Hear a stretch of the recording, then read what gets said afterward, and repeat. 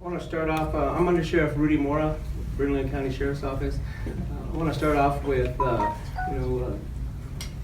letting everyone know that our deputy, we'll be releasing his name here shortly, he's recovering well. I spoke with him this morning. It's obviously a traumatic event for him. Taking someone's life is never something any of us want to do. But I just want to let him know that we're there for him and whatever he needs. But he is recovering fine and is expected to return to work shortly. I also want to extend my condolences to the family.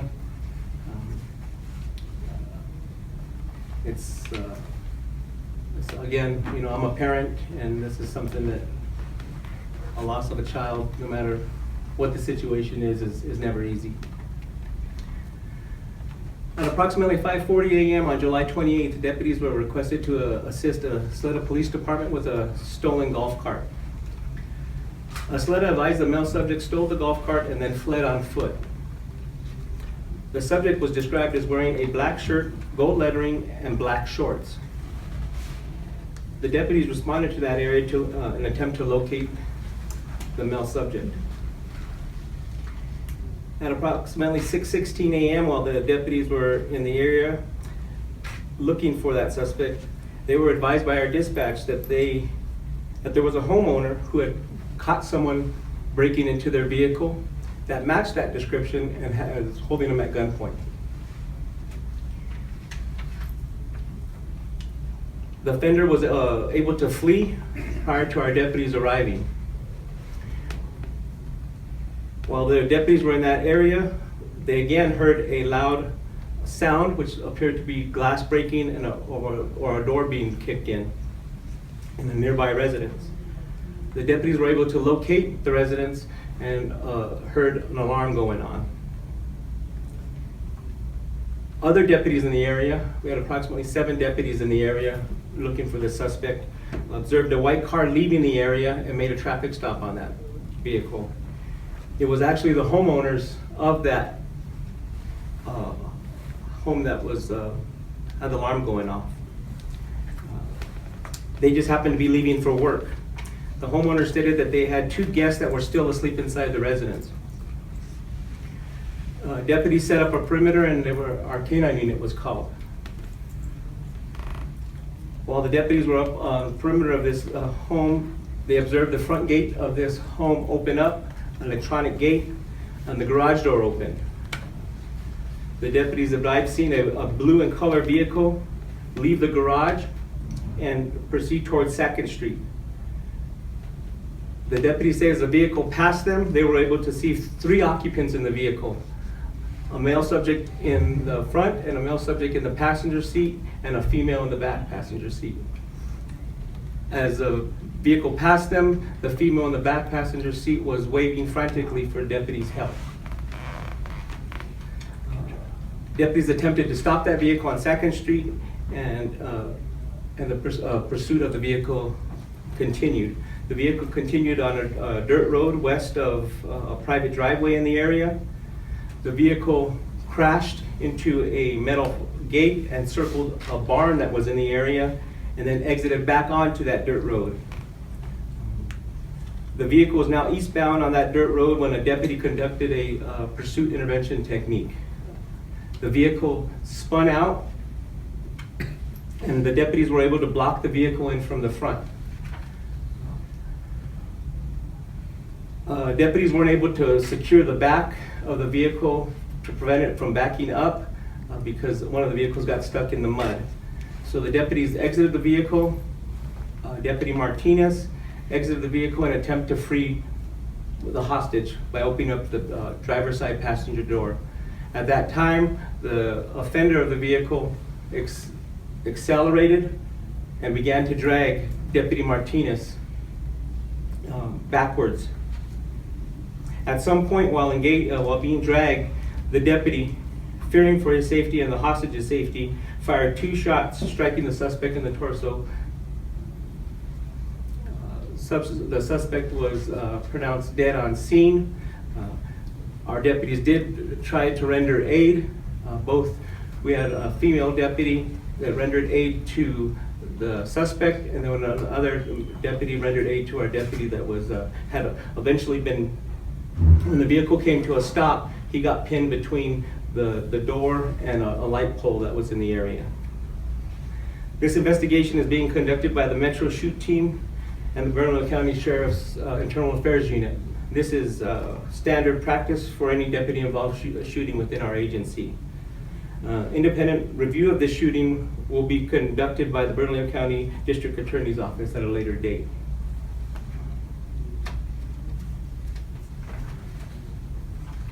I'm going to show you some slides here now of this is Raymond Cruz, born September of 1979.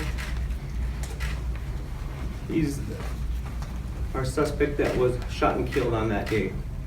As you can see, it's another extensive criminal record that our law enforcement officers in this community are facing on a daily basis out there.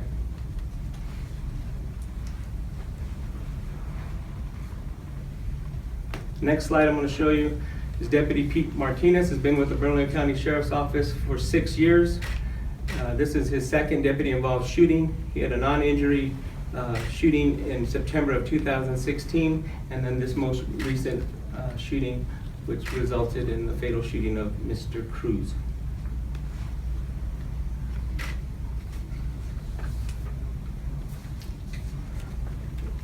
The next slide, we're actually seeking the public's help in helping us locate Sonia Myrtle, born in September of 1970. We'd like to question her in regards to her whereabouts that morning, that evening with Mr. Cruz. She's just a person of interest that we know that she was with Mr. Cruz at the casino and while they were trying to steal that golf cart. So we'd just like to speak with her. At this time, I'll take any questions. Do you know, is Sonia Myrtle, is that his wife or companion? Pardon me again? Is she married to him, or does she have children with him, or? We do not know at this point what the relationship is. How were you able to determine her identity? We believe we were able to determine their identity through surveillance and through the help of the Salida Police Department. Can you go into more detail about how the deputy is doing his injuries? Yes, I can. Like I said, I spoke with him this morning. He believes he has a broken foot that he's recovering from. He's going to be placed on light duty, and he'll be doing administrative functions until his foot is completely healed. And you said he was involved in another shooting. Was that, did he open fire on someone and didn't strike them? Yes. Did Raymond Cruz, was a firearm found on his possession, or? No weapons. Okay. The only weapon was the 3,500-pound vehicle he was driving. Okay. But didn't you say at one point he held someone up at gunpoint earlier in the? No, the homeowner, he was breaking into a car, and the homeowner came out and caught them, and the homeowner had a firearm and held them at gunpoint. Okay. At some point, he was able to. Oh, I'm sorry. I'm hearing some other sounds. My apologies. At some point, that subject made it into that other home, and where he was able to get the hostages and bring them down. He armed himself from victim statements with 2 butcher knives. Once he was able, he made his way up to the top story of that home, started banging on the door, saying that his brother had just been shot. When they didn't open the door, he kicked the door open and was able to force them downstairs, arm himself with 2 butcher knives, and forcefully take the hostages in with him in the vehicle. How are the hostages from people who were taken hostage? How are they doing now? They're doing well. Chief Deputy Lindley spoke with them this morning as well, and I can let him give you an update on that. They're doing fine. They just also expressed their condolences to the family of the offender that was shot and killed. They understand this was just a tragic event that the family's not involved in, but they asked for their privacy. They're very sick enough, obviously, but they're doing fine. They said they're struggling day to day, but they're doing fine. From a policy perspective, I mean, this sounds like just such a dangerous situation that led up to it. If there would have been dash cams or lapel cams, the public would get more of a sense of how serious and dangerous of a situation it was. Any rethinking of that policy, just given these recent incidents? I don't believe so. You know, I'll stand behind the Sheriff Gonzalez's previous statements, and I'll stand by my own statements. I'm more concerned with deputies having the equipment that they need to do their job out there. And right now, body cameras isn't on our top priority list. I have deputies in the East Mountain area that don't have any radio communications, and that's very concerning to me. I have deputies that are literally working double shifts. That's a huge concern to me. I have deputies driving vehicles out there with over 140,000 miles. Again, is a huge concern to me. I'm not going to say whether body cameras are good, bad, or indifferent. All I'm going to say is that they're just not on top of at least my priority right now. Anything Can you else? tell us more about Mr. Cruz, like his background and his history? I can't, Chief Lindley, do you have? The charges, he's been arrested over 21 times or 20 times in MDC for various charges. One of them, the concerning thing is that it was a kidnapping in the past of a girlfriend of his. He has a very extensive and violent history. It's the sheriff said before, we have the repeat offenders that are constantly on the road, constantly causing havoc in the community, and our deputies are faced with them every day. It's a concern to everybody of his lengthy history and that he's able to be out running the streets with normal citizens. Do you know when he was last released? He has a probation violation is what his warrant is for now. I don't know when his actual last release was, but he did abscond from probation and parole, and he has not reported to them. Anything else? I mean, this is we're involved in all the years I've been here. I've never seen 3 shootings in a week involving DCSO. What's a message that you want to give to the community? Well, the message I really want to express to the community is that in over my last 25 years in law enforcement, things have drastically changed. I'm not sure what it is. However, I do know that it's increasingly getting more and more violent out there. The law enforcement is getting challenged on a daily basis. And I don't know what the solution is. I know that our deputies go out there and work vigorously day in and day out trying to keep our community safe, and sometimes we just don't have control over these types of situations.